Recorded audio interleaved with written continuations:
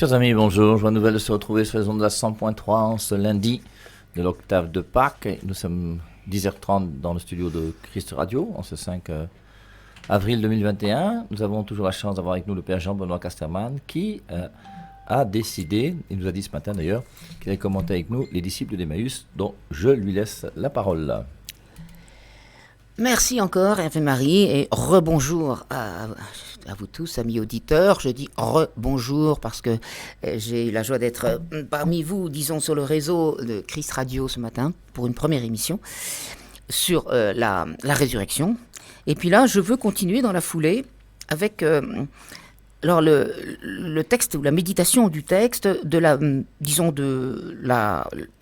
la révélation, l'apparition de Jésus ressuscité aux disciples d'Emmaüs. Donc c'est bien sûr dans l'évangile de Luc, chapitre 24. Alors je vais le lire par morceaux et pour en tirer un peu les enseignements et commenter cela. Donc Luc chapitre 24, évidemment, 13 à 35, en notant d'abord que c'est un récit qu'on ne trouve pas dans les autres, ni les synoptiques de Matthieu et de Marc, ni dans Jean non plus. Donc c'est un récit tout à fait unique à Luc, et on sent que c'est vraiment Luc, et on savait très bien que Luc, j'espère en tout cas, qu'il a fait une enquête. Et donc l'évangile de Luc a ceci de particulier, ce n'est pas une catéchèse qui était proclamée. Il faut savoir que Matthieu et Marc, c'est les deux, Jean c'est à voir, c'est plus compliqué, mais Matthieu et Marc, c'est les deux premières catéchèses qui étaient apprises et récitées par cœur par deux disciples en cadence, et qui étaient vraiment récités par cœur. Donc c'est pas des évangiles comme ça qui ont été écrits et puis c'est tout. Et on a étudié que c'était rédigé d'abord en hébreu, non pas en araméen comme pensent certains, mais en hébreu, et que selon les découvertes qu'on a fait depuis Marcel Jousse et puis maintenant beaucoup plus poussées encore avec des gens comme Pierre Perrier et tout ça, on a découvert comment il y avait tous les procédés mnémotechniques de l'époque, selon, disons, l'hébreu bien sûr, qui permettaient d'apprendre par cœur ces évangiles et de les proclamer comme véritable catéchèse officielle dans l'Église, enfin dans les milieux évidemment évangélisés de l'époque. Bon alors Luc, non, Luc est écrit en grec. Luc c'est une enquête personnelle, donc Luc n'a pas ce caractère de catéchèse comme Marc et Matthieu bien sûr. Voilà, donc je commence en Luc 24 au verset 13. Le 3e jour après la mort de Jésus, 2 disciples faisaient route vers un village appelé Emmaüs, à 2 heures de marche de Jérusalem, et ils parlaient de tout ce qui s'était passé. Donc, les 2 disciples, je ne sais plus, ma mémoire me fait défaut, c'est dommage, parce que il y a certainement un passage, il faut le retrouver, je vais chercher ça, désolé si je ne l'ai pas fait, où c'est Clopas ou Cléophas, le mari, donc quand on dit mari, femme de Cléophas, qui est autour de Jésus, bien sûr, avec la Marie, mère de Jésus. Tout ça, c'est identifié. Et on sait très bien qu'un des 2 disciples, c'est Cléophas ou Clopas. Mais c'est un autre passage biblique qui le dit. Donc, c'est pas ici que c'est dit. Ok, donc les 2 disciples ne sont pas nommés. Mais on sait que l'un des 2, c'est Clopas ou Cléophas. Alors, le 3e jour après la mort de Jésus. Alors, je me permets un petit commentaire rapide sur la façon de comptabiliser les jours. Et donc 3 jours après, Jésus ressuscite. Alors si on compte 24 heures, on ne trouve pas 3 jours, puisqu'il est mort le vendredi soir, enfin, dans l'après-midi disons, et puis ça fait 24 heures, ça fait samedi après-midi, puis après, on est déjà tombé dans dimanche, enfin c'est pas possible. Et on dit mais c'est déjà trop compliqué ces 3 jours. Non, premier jour, c'est vendredi lui-même, le jour de vendredi. Bon, même si c'est dans l'après-midi, c'est quand même premier jour. 2e jour, samedi, bien sûr, le samedi saint, d'accord, au tombeau. Et 3e jour, c'est dimanche. Jésus est ressuscité le 3e jour. Donc, comptez vendredi, samedi, dimanche, égale 3 jours, point. Ça, on peut, vous le comprenez, j'espère. Maintenant, deuxièmement, il y a quand même un passage où Jésus dit, il faut retrouver la référence exacte, de même que Jonas passa 3 jours et 3 nuits dans le ventre du monstre marin, de même le Fils de l'homme passera 3 jours et 3 nuits dans le ventre de la terre. Alors là, ça devient un peu plus compliqué parce qu'il est bien question de 3 nuits. 3 nuits. C'est un peu compliqué. Si vous continuez, la première nuit, c'est-à-dire l'ensevelissement de Jésus au tombeau, vendredi saint, donc c'est première nuit, donc vendredi à samedi, et puis deuxième nuit, c'est de samedi à la résurrection du dimanche, aux aurores, disons comme ça. Hein. Et donc on a du mal à compter 3 nuits au tombeau. On en compte 2, ça oui, mais pas 3. Alors on se demande comment Jésus peut dire ça, 3 nuits. Et c'est là, amis auditeurs, qu'il faut savoir que, de même qu'il y a un psaume d'ailleurs, j'ai pas bien préparé la leçon, qui dit que « Me voici compté déjà descendu au séjour des morts. » Me voici déjà descendu au séjour des morts. Et ça, c'est le fait que, effectivement, Jésus, quand il fut arrêté, le jeudi saint, donc à Gethsémani, il est enfermé dans une prison, c'est une fosse en fait, une fosse qui peut servir de citerne, mais asséchée, bien sûr, à Jérusalem, que l'on peut visiter. Alors ne me demandez pas comment la tradition a permis qu'on sache que c'est là, mais n'empêche qu'il y a des visions aussi, de Marthe Robin notamment, qui montrent très bien comment Jésus est descendu dans cette fosse, et c'est vrai qu'il est déjà compté parmi les morts. Donc son sort est déjà réglé, il n'est pas encore évidemment condamné et crucifié bien sûr, mais c'est la première nuit qu'il a passée dans le ventre de la terre. Il n'était pas encore mort, mais c'est la première nuit. Ensuite, évidemment, déposition au tombeau, et puis la nuit de la résurrection, ça fait 3 nuits, effectivement. Voilà, donc c'est petite chose pour comprendre que la cohérence des évangiles. Bien. Alors, donc, voilà, on revient avec nos 2 disciples qui parlent de tout ce qui s'était passé. Or, je reviens donc à la lecture dans la traduction liturgique, qui est assez bonne et très, très facile à comprendre. Or, tandis qu'ils parlaient et discutaient, on sent qu'il y avait vraiment un débat, Jésus lui-même s'approcha et il marchait avec eux, mais leurs yeux étaient aveuglés et ils ne le reconnaissaient pas. Donc on imagine Jésus, je ne sais pas s'il a couru pour les rattraper, c'est possible, ou bien s'il est sorti de la brousse, on peut dire. En tout cas, il s'intègre parmi eux, il s'approche et marchait avec eux. Leurs yeux étaient aveuglés, ils ne reconnaissaient pas. Notez que là, il est bien dit qu'ils étaient aveuglés, c'est-à-dire qu'ils ne pouvaient pas imaginer que c'était Jésus. Ils ne se sont même pas posé la question, ils l'ont même peut-être pas regardé, et donc ils ne le reconnaissaient pas. Et attention, c'est pour nous aussi. Souvent, Jésus marche avec nous, c'est vraiment ce qu'il veut faire, hein. Mais on ne le reconnaît pas, on est aveuglé. Et oui, malheureusement, c'est comme ça pour nous. Jésus leur dit, « De quoi causiez-vous donc tout en marchant ?» Alors c'est intéressant. Il faut noter dans les évangiles les questions de Jésus. Jésus pose des questions, hein, vous voyez, il est en interaction avec nous. Ce n'est pas un prophète dogmatique. Je pense à d'autres prophètes qui ne sont pas chrétiens. Et non, il n'est pas à dire taisez-vous, écoutez, et puis je vous parle, terminé. Non, Jésus veut faire sortir de notre cœur nos problèmes, quoi. Il nous interpelle, voilà. De quoi causiez-vous donc tout en marchant ? Alors ils s'arrêtèrent tout tristes. Ah ben voilà, l'un d'eux nommé Cléophas, on a quand même le nom ici. Ils s'arrêtèrent tout tristes. L'un d'eux nommé Cléophas répondit « Tu es bien le seul de tous ceux qui étaient à Jérusalem à ignorer les événements de ces jours-ci. » Là, il n'y a pas besoin de commenter, c'est assez clair. Tu es bien le seul, c'est-à-dire que les événements ont vraiment fait la une à Jérusalem. Et c'est assez cocasse d'entendre, pour Jésus, de dire que tu es bien le seul à ignorer les événements alors qu'il était en première. C'est vraiment, il était en première loge pour ça, puisque c'est lui qui en était l'acteur principal, évidemment. Si on peut dire l'acteur, c'est plutôt sa passion, évidemment. Et il leur dit quels événements. Vous voyez comment, de nouveau, Jésus nous interroge. Mais attends, mon enfant, dis-moi, quel est ton problème ? Qui est-ce qui te travaille autant ? Vous voyez, interprétons ça pour nous-mêmes. Et Jésus, comme un médecin, en fait, c'est le grand médecin d'ailleurs, il veut nous faire sortir de nous-mêmes, de notre cœur, ce qui nous taraude, ce qui nous détruit peut-être aussi, ce qui nous écrase. Quels événements ? Alors, c'est pas la peine de poser la question, Jésus sait bien, mais non, il le fait quand même. Ils lui répondirent, ce qui est arrivé à Jésus de Nazareth, cet homme était un prophète puissant par ses actes et ses paroles devant Dieu et devant tout le peuple. Les chefs des prêtres et nos dirigeants l'ont livré, ils l'ont fait condamner à mort et l'ont crucifié. Et nous qui espérions qu'il serait le libérateur d'Israël. Avec cela, avec tout cela, voilà déjà le 3e jour qui passe depuis que c'est arrivé. Donc la réponse est très simple, on connaît bien sûr la synthèse des événements, sauf que on sent que cet homme était pour ses apôtres, évidemment, disons des disciples d'Emmaüs, pardon, un prophète puissant, un prophète, vous voyez, qui n'ont pas encore bien compris, un prophète puissant par ses actes et ses paroles, ses actes, bien sûr les miracles, hein, et Jésus en a fait plus que quiconque, hein, c'est évident, devant tout le peuple, évidemment, et donc il a été crucifié, on l'a lu, et nous qui espérions qu'il serait le libérateur d'Israël. Alors, il n'est pas dit le Messie, mais c'est cela aussi.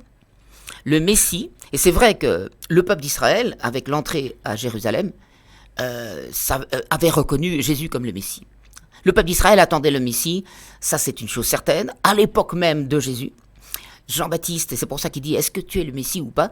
Parce que effectivement, toutes les prophéties tournaient autour de ce moment-là, et Jean-Baptiste a dit « Non, c'est pas moi, c'est pas moi. » Mais c'était bien Jésus que le peuple a reconnu, et sur le petit d'une ânesse, quand il est rentré à Jérusalem, il accomplissait la prophétie de Zacharie.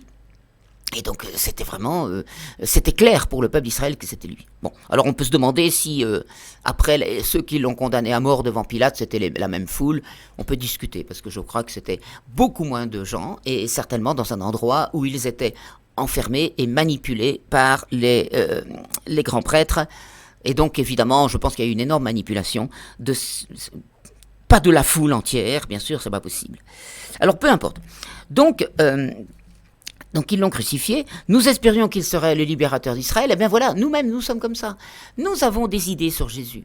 Oui, nous sommes déçus. Mais oui, on espérait qu'en étant chrétien, on avait prié, puis on a demandé, puis on n'a pas reçu. Enfin, voyez un peu tout ce qui fait notre déception, parce que nous avons notre conception, notre vision de Jésus, qui serait notre libérateur, notre sauveur en toutes choses, et puis voilà. Et puis nous sommes déçus, exactement comme les disciples d'Emmaüs. À vrai dire, nous avons été bouleversés par quelques femmes de notre groupe. Elles sont allées au tombeau de très bonne heure et elles n'ont pas trouvé le corps. Elles sont même venues nous dire qu'elles avaient eu une apparition des anges qui disaient qu'il est vivant. Quelques-uns de nos compagnons sont allés au tombeau et ils ont trouvé les choses comme les femmes l'avaient dit. Mais lui, ils ne l'ont pas vu. Donc c'est intéressant de voir comment les disciples d'Emmaüs sont effondrés, on peut dire attristés, ils ont perdu tout espoir. Ils sont vraiment déçus, mais quand même il y a quelque chose qui les travaille. À vrai dire, nous avons été bouleversés. Ah, quand même, ils sont bouleversés, travaillés. Quelques femmes de notre groupe qui ne l'ont pas trouvé au tombeau, mais qui en plus ont eu des anges, une apparition, qui disaient qu'il est vivant. Quelques-uns de nos compagnons sont allés voir, ils ont vérifié que c'est vrai, il n'est pas là, mais lui, ils ne l'ont pas vu. Donc, c'est important ça, parce que il y a un moment là où ils sont dans le désespoir quelque part, mais pas totalement, parce que ils ont appris qu'il y avait même des anges. Enfin, c'est quand même, si c'est des anges, ça devient sérieux. Mais en même temps, ils sont toujours effondrés. Mais en même temps, ils sont travaillés quand même par cette nouvelle bizarre, une rumeur qui dit qu'il est vivant, mais on l'a pas vu. Alors ça, mes amis, moi je vous propose, dans notre situation à nous, de voir un peu comment nous sommes chacun dans nos problèmes, dans nos déceptions peut-être, oui, même sûrement d'ailleurs, mais nous entendons dans l'Église, depuis 2000 ans, hein, c'est pas rien, et maintenant encore, que le Seigneur fait des merveilles, opère des miracles, des vrais miracles. Certains sont vraiment validés par la science, et il transforme la vie de certaines personnes qui témoignent, qui proclament que Jésus est leur sauveur et tout cela. Donc voyez-vous, nous sommes dans la situation de ces disciples d'Emmaüs, dans le sens où, eh bien, on entend des choses, mais c'est pas pour nous. Oui, on veut bien, oui, on veut bien croire, mais c'est pas pour nous. Donc voyez-vous, c'est quand même intéressant de voir que malgré les signes que le Seigneur nous donne autour de nous, et cela tout au long de l'histoire de l'Église, mais aujourd'hui encore, eh bien, on entend, on est perplexe, mais c'est pas pour nous. Voilà. Donc vous voyez comment il y a du chemin à faire, hein, et que c'est loin d'être gagné. Donc, quelques-uns sont allés et n'ont pas trouvé. Jésus leur dit alors, Vous n'avez donc pas compris, comme votre cœur est lent à croire tout ce qu'ont dit les prophètes. Et ne fallait-il pas que le Messie souffrit pour tout cela pour entrer dans sa gloire? Alors c'est intéressant de voir comme ce reproche que l'on trouve régulièrement dans les évangiles. Vous n'avez donc pas compris, comme votre cœur est lent à croire tout ce qu'ont dit les prophètes. Donc Jésus fait souvent ce reproche à ses disciples et à nous-mêmes donc aussi. Vous êtes lents à croire, vous êtes bouchés, on pourrait dire. Et c'est impressionnant parce que ce reproche, il faut le prendre pour nous, bien sûr, et de se dire, mais vraiment, Seigneur, tu es un peu exigeant comme professeur. Tu crois que c'est facile de comprendre? Et en même temps, si Jésus le dit, c'est que c'est vrai. Et donc, on n'a plus qu'une chose à faire, c'est dire, waouh, Seigneur, vraiment, ouvre mes yeux, s'il te plaît. Donne-moi ton esprit de lumière pour que je comprenne. Parce que de fait, par nous-mêmes, on ne peut pas comprendre. Et alors, surtout cette phrase, qui est centrale pour moi, ne fallait-il pas que le Messie souffrit tout cela pour entrer dans sa gloire? Et puis, on va revenir sur cette phrase. Et en partant de Moïse et de tous les prophètes, il leur expliqua dans toute l'Écriture ce qui le concernait. Donc Jésus fit une catéchèse, on aimerait la connaître, quoique peut-être qu'on la retrouve à travers Paul et compagnie, bien sûr, mais aucune précision ici. Mais quand même, Jésus revient sur les Écritures, à savoir l'Ancien Testament, bien sûr. Et le Nouveau Testament n'existe pas encore, hein. On n'en est qu'au début du Nouveau Testament. Et donc, en partant de Moïse et de tous les prophètes, il leur expliqua dans tout ce qui le concernait. Il faut savoir que dans l'Ancien Testament, on a environ 300 prophéties qui annoncent le Messie et tout ce qui s'est réalisé en Jésus-Christ. 300 prophéties, c'est colossal.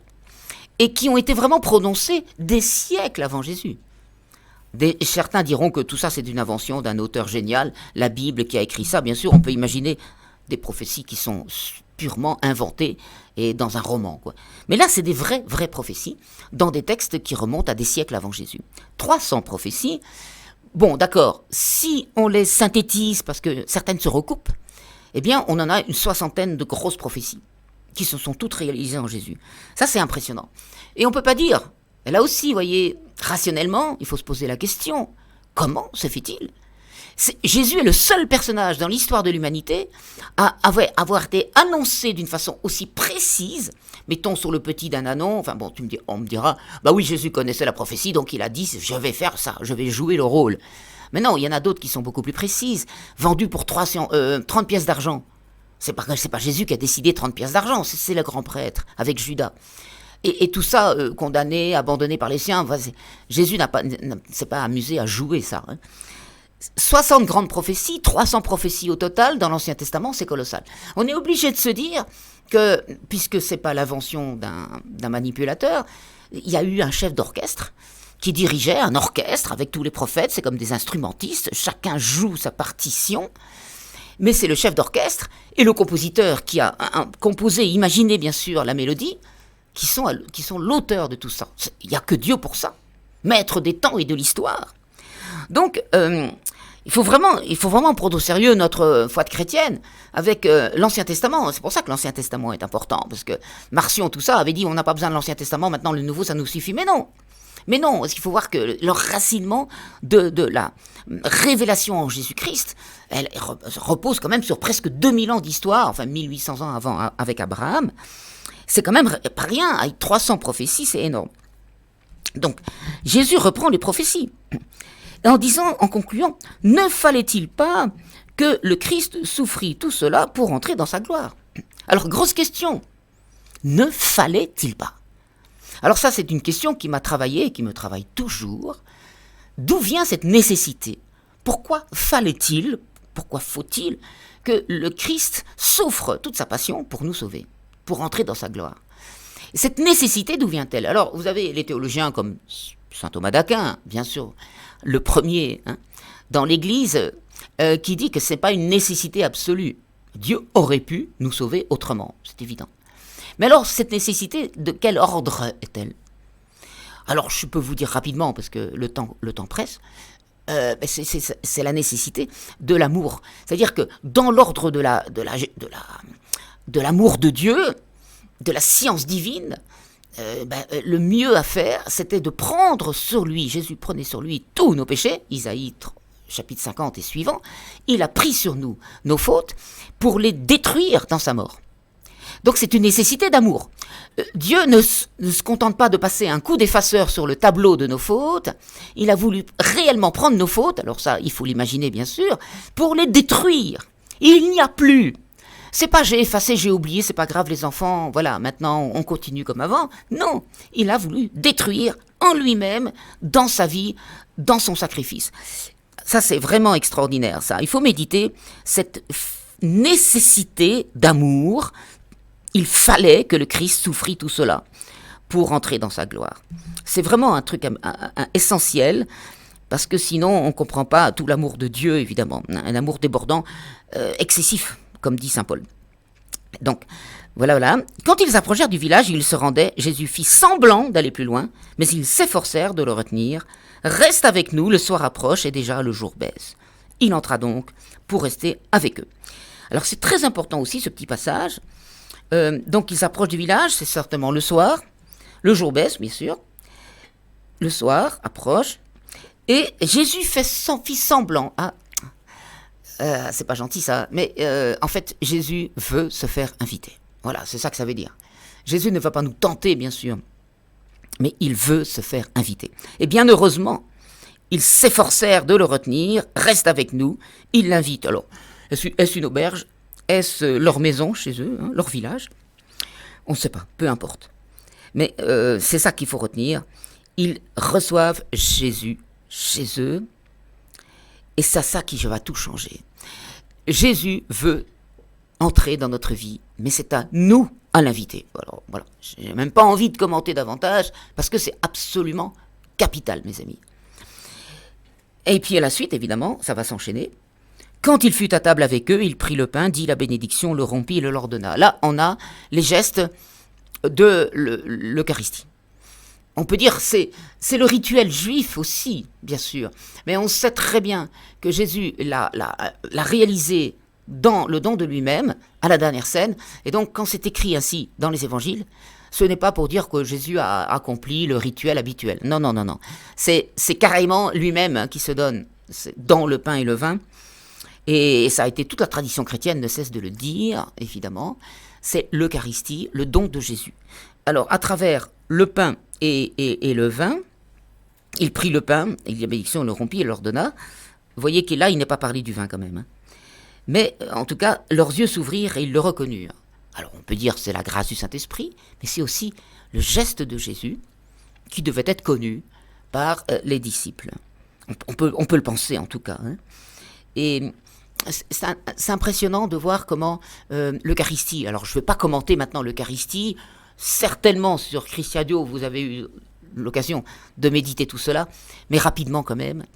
Le pain qui devient sa chair, donc Jésus veut, en disant recevez, mangez-moi, mangez, c'est-à-dire recevez-moi, je viens demeurer en vous, réellement dans mon humanité glorieuse. Donc c'est ma chair. C'est mon corps, c'est moi-même en chair et en os qui veut demeurer en toi. Voilà, reçois-moi. D'accord ? L'Eucharistie, c'est vraiment le sacrement, mais qui doit se réaliser dans toute notre vie, où nous sommes appelés à recevoir Jésus, qui veut vivre réellement dans son humanité glorieuse. Il veut vivre en nous toute notre vie, il veut s'unir à nous. C'est ça le sens du don de son corps. Et puis, le don de son sang, il n'est pas évoqué ici. Le sang, non, peut-être que, je ne sais pas si Jésus l'a fait. En tout cas, consacrer le vin en son sang. En tout cas, dans l'Eucharistie, c'est ça aussi.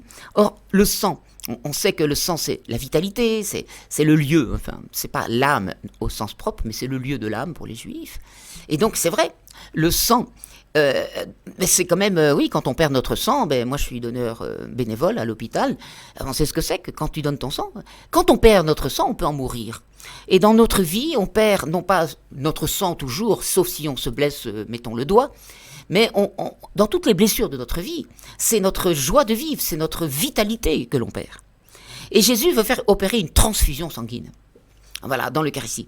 C'est vraiment une transfusion. Alors à l'époque, ça n'existait pas, les transfusions. Maintenant, merci Seigneur, grâce à la science et la médecine, on opère à travers des transfusions sanguines. Et moi, j'ai toujours beaucoup de bonheur à donner mon sang.